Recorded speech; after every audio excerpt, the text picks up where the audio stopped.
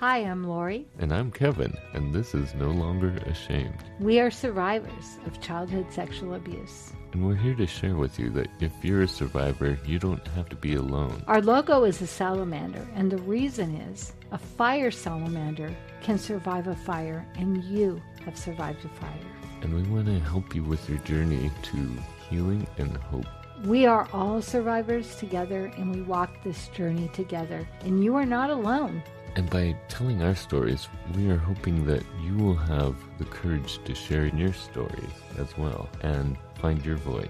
Because stories are so important, and for so long I know that I wouldn't tell my story, but when I finally shared my story, that's when I got my freedom. And this is our journey and your journey to healing and hope. So come with us.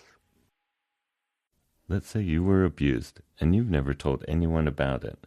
You've kept it a secret because you're afraid of what people will think of you, afraid that they won't believe you and how they will treat you, afraid of how it will change your life. Most of us just want to pretend that it didn't happen and live a normal life, acting like there's nothing wrong with us. It was so long ago, it doesn't really matter anymore. Just want to get over it.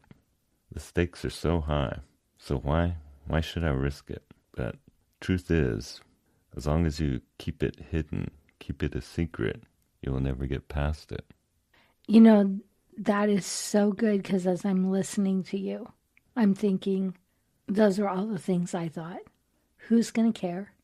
What does it matter? And who's going to believe me? The problem is, that's what keeps us from wanting to talk about it. If we could just live our lives without having to ever talk about it, that'd be great. Wouldn't it? Yeah. You know? And you know, I think what really resonates for me is when the first time that I told would have been my counselor, and that was a really safe place. Yeah. The next person I told was a friend. My wife. That's right. And I freaked out. Yeah. And you know, as I look back now, it seems silly, but we didn't have cell phones or texting. So Yeah. I called her on the landline. I mean, I think I called her like 3 or 4 times a day. Like, you're not going to tell anyone, right? You're not going to, you know, there was so much fear and so much shame and that maybe I wouldn't be believed. The stakes are so high. I mean, it feels like it can totally change your life if people don't believe you or if they think you're just trying to get attention. Exactly. And, you know, honestly, who would want to get attention in that way? Yeah. Right. Exactly. I mean, but the first thing people always say is, why did you wait so long? Mm-hmm. Why didn't you say when it happened? Why didn't you say something or do something? You know, Kevin, that is so good right now because with all the Me Too and everything, is that this is the reason why, is because people didn't believe and they felt like you were overreacting. And even the whole Bill Cosby thing, Yeah. I mean, people did not want to believe that America's dad would do those things and women wouldn't come forward because who could go against America's dad, right? How would you like to be known as the one that brought down Right? Bill Cosby? And I think that, you know, there's this element of bravery, and I don't know if we've talked about that. I don't feel like I had that. I think I had a lot of fear. How about you when you first came out, when you first told people? Were you being brave or were you being afraid? Or I wasn't being brave at all. I would have gone my whole life without talking about it, I think. But a friend of mine, her sister, came out about being abused when she was in her 20s. It was a big deal in their family. And my friend, one of the first things she said is, I don't know if I believe her. I mean, why did she wait so long? did you believe her? Yeah, I told her I believe her. And the reason I believe her is I'm also a survivor. And I've never told anyone. That was the first person I ever talked to about it. Really? And it did shake my world for a while. You know, there's so much shame involved, and I've been thinking a lot about shame because guilt says something bad happened. Shame says I'm bad. Mm-hmm. And I feel like, especially, I feel like now in this generation, there's more help. I feel like back in the day, like, was it 20 years ago that 10 years ago? 30 years ago. 30 years ago that Yeah. you spoke the words that Yeah. you told? And at that time, I was in my close to being 30, I think. Yeah. I don't remember exactly. And the first inkling, and I know with me and I tried to tell my mom, and I honestly don't think she believed me. I think she did, but she couldn't say she did Yeah. because of her mental illness. And I think that there was so much shame involved that for me, I mean, this is still new for me to share it publicly. Yeah. And for me, I know I've had a lot of practice, but what I haven't realized until recently is it does have an impact on people. It does affect people. And that's why I think it's very important when you do share, you're aware that people do react differently. That's really good because, I shared with your wife, who I feel like, whether she knew it or not, she was always an advocate. And I don't know why I felt safe sharing it with her, but I did. But through my life, this has not been, when I talk about lessons I've learned, this is not one I put out. I'm not very willing to be vulnerable about this. People don't know how to react. It's not something where, it's a normal situation to deal with. Even dealing with people with grief who are grieving loved ones they've lost or family members that they lost. We don't know how to do that very well. But when someone tells you they're a survivor, that's just completely unexplored territory. And they don't know what to say. They want to reassure, they want to help you, but sometimes their reassurance might come off on like, well, how long ago was it? Oh, it was so long ago. That's probably not a big deal. Or they want to be confrontive. And who was it? Right. Who did this? Right. They should be in jail. Exactly. They should be strung up, Yeah. And frankly, those responses were some of the hardest for me to deal with because, the person who was my perpetrator was someone I was in contact with. I was still, I still had a relationship with them, and I didn't really want to risk what could happen. So you didn't want your friends to beat that person? No, and it's very natural, especially for men, to respond in this macho kind of. They should be, in jail. Did you tell the police? And not all survivors want to go to the police. It's not a safe place necessarily to. That's interesting, Gavin, because I think for speaking it out for men versus women, I feel like there really is a big difference. Yeah, I think survivors have a lot of the same reactions in a lot of ways because we have the same traumas. Right, which is shame. Shame is like universal, right? Yeah. Yeah. But for men, we're taught different lessons. We're taught to respond to things differently. And say more about that. Well, men are supposed to be strong. We can never be vulnerable. And men are supposed to defend themselves. And then, if you're a survivor and the perpetrator was a woman, then it's not really abuse. That, that can't be considered, that's supposed to be a good thing. Oh, interesting. And if it's a man you were abused by, then you're considered, well, are you gay? Are you gay now because of that? Or, there's all these issues of masculinity that are warped when you're a survivor because we're taught a whole different set of lessons. That's really interesting because I feel like there are a lot of gay men that have been abused. And I'm not being that person that says, you're not really gay, you've been abused. But I think that happens a lot. So as a woman, as sort of, I'm quoting here, the weaker sex, Yeah. that it's easy for us to speak and to be victims.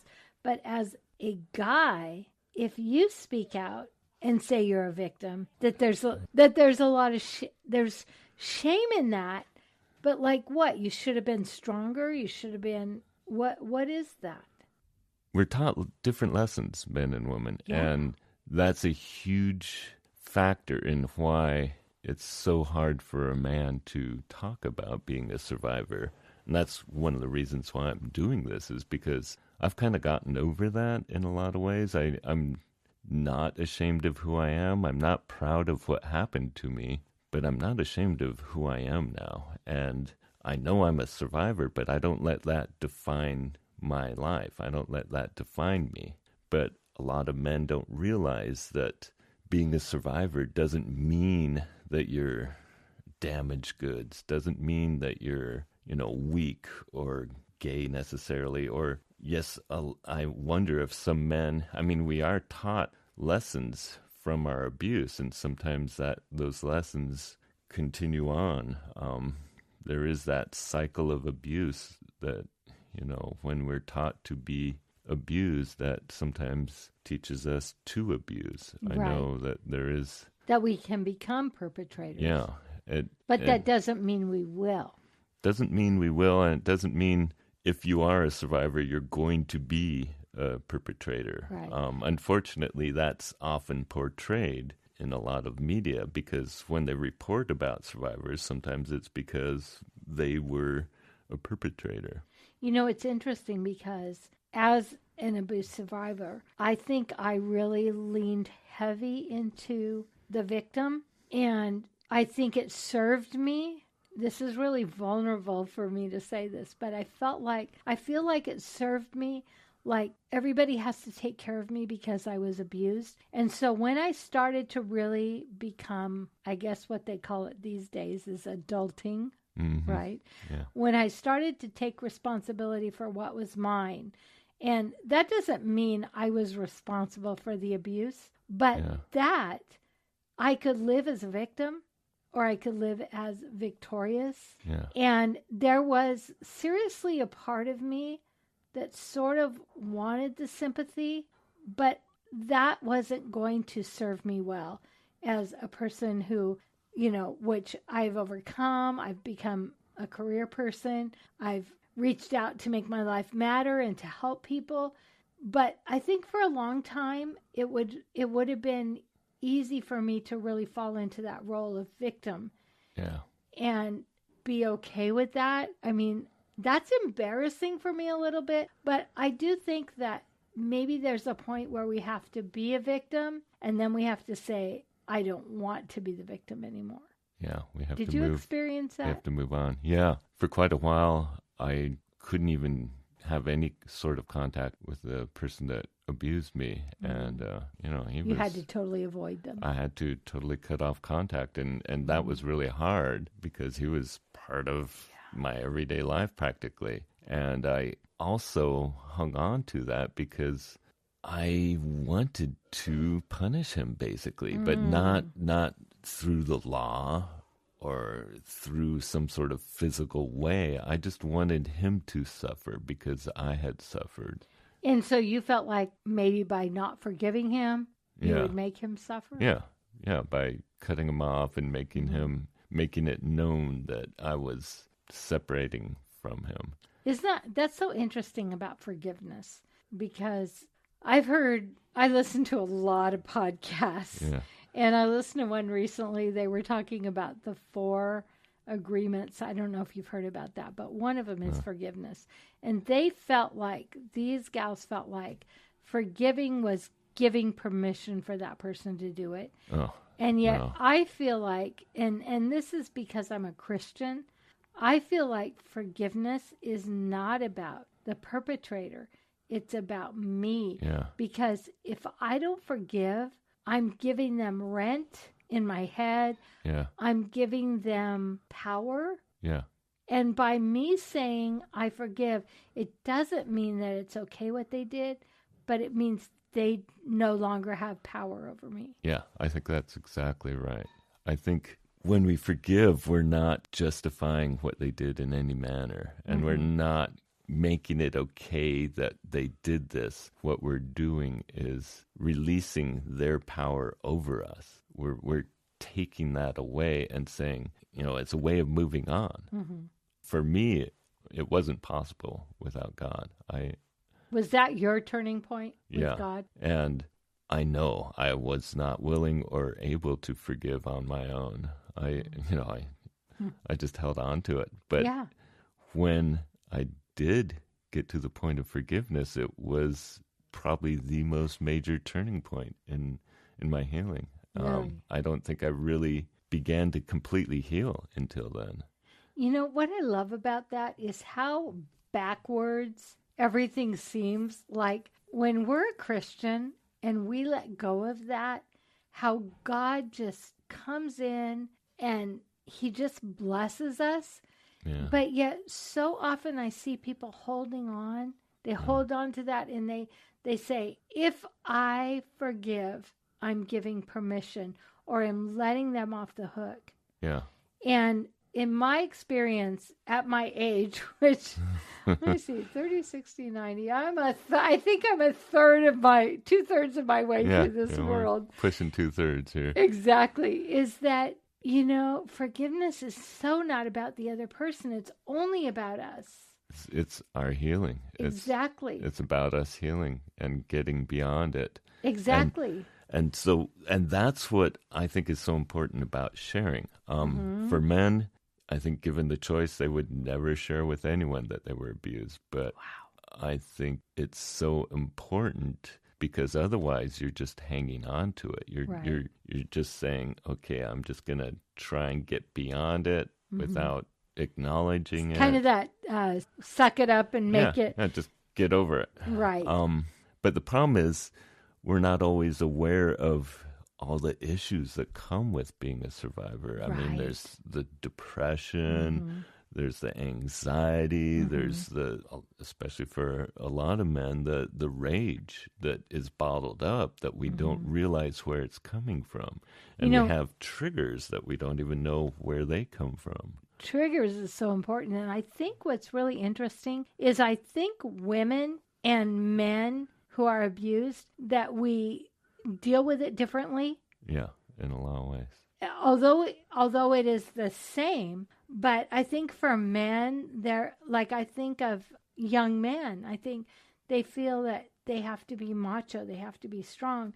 Where I look at women and they feel helpless, like, what could I do? Yeah. So I feel like what I love about this podcast is it's coming from both angles. Yeah, I think that's important. Yeah, and I think that, I remember when Oprah came out with her show about men who had been abused by priests and how that was like a phenomenon. Yeah. And yet women have talked about it for years. So I feel like the fact that you are saying, here we're survivors, how do we do this together? Yeah. Yeah. And men and women are different. And I do love that because I feel like the society wants to say we're all the same. Yeah. Also, there's so much going on now in this world, kind of highlighting by this Me Too movement. Yeah. But we also hear about, what's happened in the Catholic Church, what's happened in the Boy Scouts, and the other things that are coming up. But we never hear from the survivors necessarily and what their side of it is. And I think for men, that's because they don't want to be on news. They don't want to talk about it. But it's because of the shame and the stigma. But if we don't talk about it, we'll never change that stigma. We'll never get past the shame. And I think men need to basically realize that if we don't ever talk about it, it isn't going to change. Exactly. And I feel like that, with the whole Bill Cosby thing, I've been listening to the latest podcast about him, is that this is a generation where we can stand up and we can say, this happened and I'm going to be victorious. Yeah. And I think for women is a different aspect than for men. I think it's the same as Let's Be Victorious, but I think there's a different angle because I feel like men feel like I should have been macho enough. Should have been strong enough. Where women, it's easy to be like, I was helpless. I wasn't strong, right? Yeah. Yeah. For men, what's at stake is our masculinity. Right. It's our core belief about ourselves. We don't want to risk that. And What it's was so that hard. like for you? I mean, because when you finally came to that point, It was really terrifying. I didn't tell many people about it for a long time because I was afraid of how they would react, how were they you would afraid treat of? me. You were afraid of how the people you told would treat you, or Yes. Oh, yeah. like they wouldn't believe you. No, that wasn't the issue for me. What was the issue is how they would treat me afterwards. What would they think of me? How would they look at see me you? afterwards? And especially for men who are family men, they're married, they have kids. How are they going to explain that to their wife and Right. kids? How can they possibly reveal that this is a part of who they are without risking fallout? That's why I think real important part of sharing is being aware of who you share with Right. at the beginning, especially. And I think it's really important to seek a counselor because Yes. they're people that are professionals. I remember my counselor saying, "Can I tell you how this works?" Yeah. I would tell her a situation that to me made no sense. And she would say, "Can I tell you how this works?" Because she had been trained. She Yeah. knew. That's the thing. Counselors are trained. They Yeah. understand what's going on and they know how to work with you and they're not going to react. They're not going to freak out. Right. That's the main thing I was afraid of is Right. they're going to freak out. Yeah. And so also when you first begin sharing, realize you can't always predict how someone's going to react. So don't try and have this picture in your head of what's going to happen because you cannot. You know, I'm a life coach and I'm a big, big advocate for mindset. And it is so easy to go to that place, right? Yeah, yeah. They're going to think, they're going to believe. And Exactly. I know what has amazed me when talking with you is the difference between men and women. So I have a girlfriend who went to her mom, said, "This family friend abused me." And the mom said, "I believe you." Yeah. And then I have a very dear friend who is a man, and he went to his family and said, "Your brother, my uncle, abused me." And what they said is, "I don't believe you." And for that person, it changed their life because why would we make that up? Yeah. Well, and it can be devastating too. So you don't want to have really high expectations of what will happen because they might not come out the way Right. you think. And it's better to realize that people aren't trained in dealing with this. That's why I think it's important to address this with a counselor first. But the hard thing is for men, going to therapy is kind of an act of failure. It's like we need help, and men aren't supposed to need help. Interesting, you said an act of failure.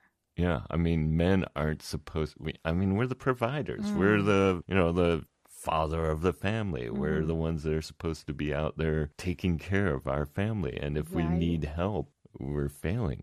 Interesting. So that's a big step to get over is to realize if you've been abused, something happened to you. You didn't cause this. This happened Yeah. to you. It wasn't your fault. And the you abuser- deserve help. Exactly. And the abuser often says it is your fault. And what I love Yeah. about what you're doing, Kevin, is in watching and listening to the difference between a female survivor versus a male survivor is it's the same in some aspect, but then in other aspect, there's more of an expectation, I think, for men. And for women, there's more of a, "Oh, of course." There's more of a grace, leeway that, Yeah. yes, this could happen, where with a man is like, "Why didn't you fight? Why didn't you?" Is that what you're feeling? Yeah. Well, and a lot of it is, we're not aware of how many men are abused because Yes. so few men ever talk about it. So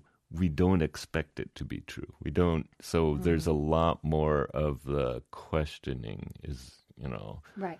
We would say, what? Who would abuse a man? Where with a woman, we would be like, but of course. Yeah. It just seems more natural. Yeah. That's why I think it's so important to share, is because otherwise you're just living this secret, and you're never going to get past it. You're never going to actually learn what your issues are, right, and how to address those issues. What is the opportunity? And I know for me, like we talked about earlier, I shared with your wife, but this isn't something, even I'm a life coach, I work with drug addicts, I work with a lot of people, and it's not something I share very often. I've shared it with you, but isn't that interesting that I'm willing to be vulnerable in so many areas, but in that area, I'm like, I would rather say my son is a drug addict. Yeah. Then I'm a survivor. It is hard. I think for me, it's only become easier because I know where I stand, and I know I'm not defined by it. But until we realize that it is a kind of a defining thing. It is, and the beauty of that is what you say, I'm not defined by that. And I think for me, before I had the words, because for me it happened very young, I think when I finally got the words I think that it became my identity. Yeah.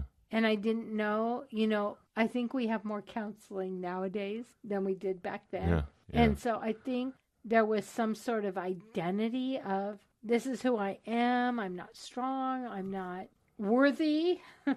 Yeah. Well, we're basically damaged goods. Yeah. I knew I was damaged goods, and I felt like I was doomed for most of my growing up until, this was the first thing I remembered was the abuse. And I thought I was just messed up from then on. Right. Like there's no hope. And I look at you and how you found a woman who believed in you and supported you. And then I look at myself, who I have been single for 16 years. And for me, I chose being single because of my children. But I think there's also an easy part of me that, if I'm being honest, which is really hard, that it's safer. Isn't it safer to just be single, and you don't have to answer to anybody? You can just live with whatever your stuff is. There's less consequence. Yes. And also, I know at times I still have issues. I'm still, fighting through the damage. And so like it's circular, like you are doing really well, and then what? Something triggers you, and then you kind of go, whoa. Yeah, triggers never seem to go away. I'm just more aware of them and more cognizant of when they might be there. But I think there are times when I'm triggered and it comes out of the blue, it comes out of nowhere, and it just sends me spinning, and it takes me a while to recover. And so sometimes it's easier to be alone because there's less fallout, basically. Yeah. So honestly, and I know we're going to talk about more of this in the next podcast, but the one thing that I really see is I look at you and you're in a relationship, and when you get triggered, you are in a relationship. Yeah. If I get triggered, I'm not in a relationship. I can hide out in my house. Yeah. I don't have to answer. Yeah. And if you're triggered and you're acting different, you have a partner. You have to think about that. And I think that's what the beauty of what you're doing is. How do we continue on in life when we have these things, we face them, but they don't really go away. They're circular like an onion. It's like, okay, I dealt with this here, and then I've circled around and I'm dealing with it again, but it's a little bit different, a little bit deeper, right? Yeah. You just kind of peel away each layer. But I think we both come to points where we're free of the actual guilty feelings. We don't feel like, the shame doesn't belong to us. Right. And I think you said it in the beginning. You said it doesn't define me. Yeah. And I think that for me, before I understood it, it defined me because I didn't have words. When I finally recognized it, somebody believed me and I got counseling, then it could no longer define me because I faced it head on. And that's what I think that you want from this, is that people will look at, if they are a survivor, how do we face this head on? How do we live our lives and not just stuff it down, but say what is, and then still move forward? Yeah, there is hope. And it is a hard struggle, I know. I spent a good part of my life being pissed off that I had to deal with this stuff. How many years do you feel like you were? Well, I mean, it was the first thing, my very first memory, and it wasn't until my late 20s that I actually ever spoke about it to anyone. Really? And I think, for the past 17 years, I've had some major healing and really dealt with a lot of the issues, but it took many years of therapy before that. And I think what's really important, to recognize about this is that we get to a place, we get to like a plateau where we're like, okay, I've admitted what happened to me, I'm dealing with it, and then something triggers us and we're like, what the heck, I thought I was well. And I believe we are well, but there's things that will trigger us and try to suck us down. And we don't allow that. And I think besides not letting it define us, is that it is what it is, but it isn't who we are. I think that's why sharing is so important, because we have to, if you don't address this ever, it will eventually just define you, because you will never come face to face with it. And we are in that higher age difference where we know if we don't share, if we don't talk about it, it controls us. Yeah, you're going to let it control you. Right. But once we say the words, once we tell our stories, however that plays out, that gives us the power to say, this is my story, this is what happened. Hopefully you have people that believe you, but even if you don't, that you can find the way to know that you know what you know, right? Isn't that like an AA word? You know what you know what happened to you, and that's the only way you can move forward. Yeah, it's hard, and it can feel devastating to talk about at first, but it's worth it. It's worth the work. You are worth it. Right. And what's the freedom you felt when you finally were able to say? I think it allowed me to define who I was. It allowed me to actually find out who I really was. Boy, it changed me in that I became confident in myself rather than feeling like a cripple, feeling like there was something wrong with me. It allowed me to realize that something wrong was done to me, but that didn't mean that there was something wrong with me. Exactly. It's like the difference between shame and guilt. Guilt says, I did something wrong. Shame says, I am wrong. And the one thing that I know about you in hearing your testimony is that there is such victory in being able to share a story, and it's hard. And most people don't want to. And I feel like in my area of expertise with radio podcasting is that it is really hard for people to share their story, and yet you were willing to do it, and there was freedom for you. Yeah, because it allowed me to define who I was. I no longer had to hide. Wow. Tell me about hiding. Most of my life before I did share, and even now, it's not always easy to talk about, but most of my life I was trying to put on a persona, put on a face of, someone who was capable, even though I knew inside there was something wrong with me. It's so interesting because I can't remember how long I've known you, but it's a long time. And I've never seen you like that. But I do know, because I know for me, I did a lot of fake it till you make it. Yeah. Exactly. And so for me, this is big for me saying it on a podcast, but I don't like go around saying what happened to me. But if anybody is to tell me one on one, I will definitely tell them Yeah. what I've been through so that I can relate to them so they can know they're not alone. Yeah.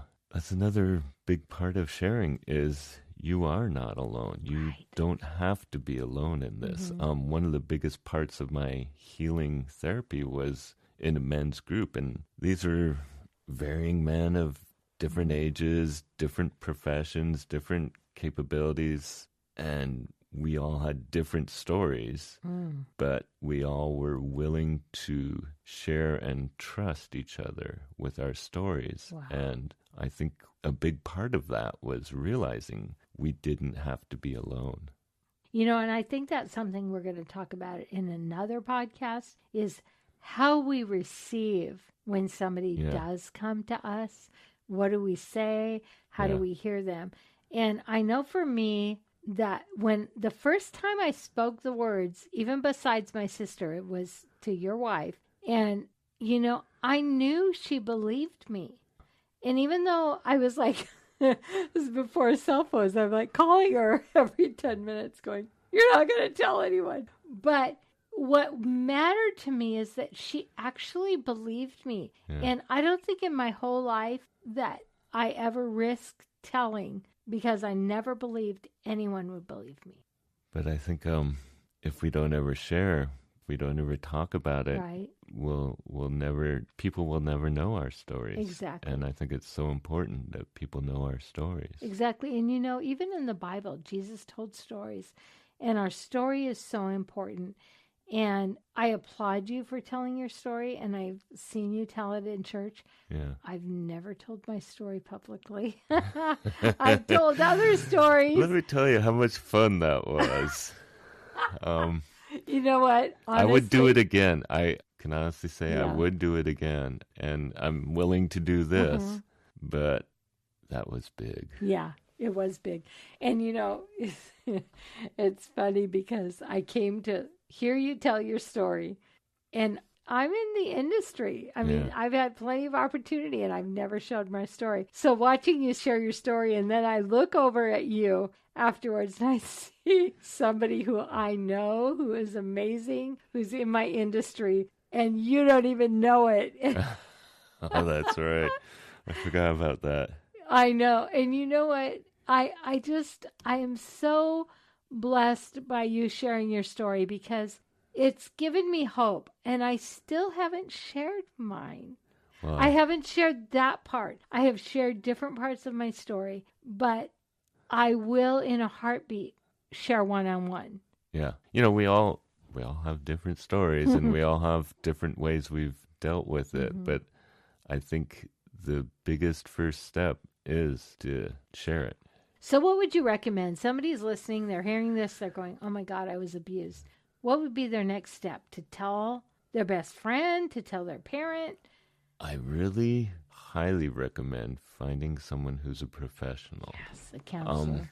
Your best friend will try to be understanding, I would hope, but they won't know how to deal with it. Yeah. And your wife, your kids, they might not know how to deal with it. Your parents, I mean, it also depends on who the perpetrator was, Right, and because- whether or not you're still in a relationship with them. And often those perpetrators are charming and Yeah. amazing people. People you would never believe could do that. Right. And so people won't believe you. So I think it's very important to find a counselor, especially find one you trust, one that you feel comfortable with before you really figure out what your triggers are. You might not even realize that you go to this therapist and you're not comfortable and you don't know why. Well, you might be having triggers. So if you're not comfortable, find another therapist. Right. Find a someone new you're one. comfortable with. Yeah. Because it's easy to go, oh, I found a counselor. It didn't work. I'm done. And just quit, but keep trying. Yeah, I love and that. then gradually, if you can, I mean, it might be hard to explain to your wife or your, your family Partner. why you're going to therapy, but try to find a way of explaining it and just, don't have real high expectations because people don't always know how to deal with it. But also, I can tell you honestly, people generally want to be caring. Mm-hmm. If they're close to you, if they're friends, if they're family, they want to be caring. They just might not know how very Right. well. And I So, think you would agree with me the most important thing that somebody that really loves you is to say, I believe you, and the validation. yeah, When you get that validation of, that's, I believe you, I hate this, but I believe you. yeah, that can be life-changing. Mm-hmm. For me, group counseling was great. It's not for everyone, but I think for men it helps because that reassurance of knowing you're not alone and you can kind of talk through your shared, experiences of what your issues are. And that really helped me a lot. It's not always for everyone, but I think that's a really good step. There's also amazing websites and books and podcasts. Mm-hmm. And some of these will be listed on a resources page. Sometimes you might just want to read about it, or if you want to share your story anonymously, you can go to these websites and just put your story out there. See how it feels to write it down. Sometimes just writing it down will bring out in you the realization that you need to talk about, that you need to deal with this. I have a saying. I wrote a book, and one of my saying is, reduce it to the ridiculous. Yeah. And it's like, say what you can and trust yourself. Believe in yourself. Because the one thing that we learn in AA, we learn is know what you know and trusting your instinct. And for me, when I had to really admit that I knew what I knew, I knew it was really hard, but I instantly had a person that said, I believe you. And for me, that was the world. Yeah. And everyone has a different story. I mean, some of us, like, I knew my whole life. I was aware my whole life of what had happened to me. But some people, they don't realize it until later. It comes, back to them when they have kids that were at the age when they were abused, or, different things bring it back up. And then they think they're crazy because they think this could not be real. I have a friend who he realized when he was a father that he was a survivor, and it wasn't until he was a father. Right. And I think that's another important reason why it's important to talk to a professional, because we all have different ways of experiencing, and we might think, am I crazy? Did this really happen? Exactly. And that's what happened for me is I was a mother, and these words were coming in my head, like changing my son's diaper, words that you're a sick person, and I remember going, oh my gosh, this is so crazy. But I knew it had to do. I knew it was a trigger for what I went through. And I'm so grateful to God that I was able to get a hold of that. And I don't feel like I was the best mom ever, but I feel like God gave me some grace to be able to raise my children while I was going through this grip on this. Yeah. And I raised a girl that I'll never forget the first time I went, she is going to be okay. We were buying a car, and the car salesman put his hands on her shoulder. I think she was 4, and she looked at him like, get the F away from me. What are you doing, mister? Honestly, I was so pleased. I was like, I am raising a girl who gets it. Yeah. Because I didn't. Yeah. I think part of sharing is also breaking that cycle. Yeah. Taking away from the darkness and bringing it out to the light. It is. And the first time we tell it, it's so scary. Then we tell it again, not so scary. And, I'm a life coach, and I have clients, and they don't even know they're in abusive situations. Yeah. And I'm like, hey, why don't you try this domestic violence group? And they go and they're like, what in the world? Yeah. And I think the fact that I don't know how to say it. I'm not going to say I'm grateful for what happened, but honestly, I do not have any regrets of my life, because I love where I am. I love who I am. And I love that I understand. Yeah. I think, I know I would regret if I had never shared, if I had never, I was a train wreck going off the bridge. And I don't think I would have made it much longer. And I look at your life now and I'm like, wow. Yeah, it will change your life. It's hard, but it is quite possibly the most important thing you can do. And it is worth it. It is. And, you know, You are worth it. I remember when I went to some Al-Anon groups, and I remember people going, yeah, I'm good. I'm not going to go anymore. And I was like, why do I have to keep working? You know, but there is a lot to that. And I look forward to more conversations. And I know we got to wrap this one up, but more conversations on the fact that recognizing what we've been through and not staying in the victim role. Because I think for me, I hate to say that, but I think it served me. And I hate that, but I think I enterprised on it until recently when I went, no, I am a victor. Yeah. I'm not a victim. So that's it for today. We are going to have a prayer time if you want to stick with us. If not, we believe in you. We want to hear from you. We want to hear your stories. If you like this podcast, please rate and review, because that's how other people can find us. And we really want to spread this message. Well, let's close in prayer. Father, I just thank you for all your blessings.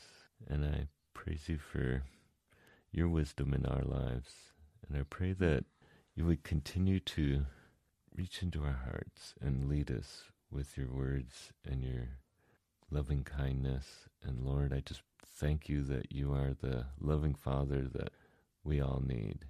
And I praise you that we can turn to you and we can rely on you, that you are our authority because we can trust you, Lord. I pray that for all the listeners that they would trust you and they would turn to you and realize that you love them unconditionally. You love them for who they are. You don't have shame for them. You just want the best, and you want to give them with your love and your grace. Lord, I just pray that you would help them to turn to you and feel your love in their lives. And Father, I pray as people who can stay in the victim role or stay in the victor role, that you will bless us. Lord, it's so easy to be in that place of self-sacrifice, of I'm not good enough. And Lord, that is where the enemy rules, and that you want us to love who you've created us to be and to move forward in that. And I pray for your grace, for your mercy, as we all learn to be who we were really created to be and not let that shame get in the way and not let that guilt get in the way, but that you are holy and that you have forgiven not only us, but our abuser, and that we do not need to hold on to that, Father. I thank you for the incredible peace you have given us if we're willing to accept it and to let go and to let you be the God who you are. In your Son's holy name.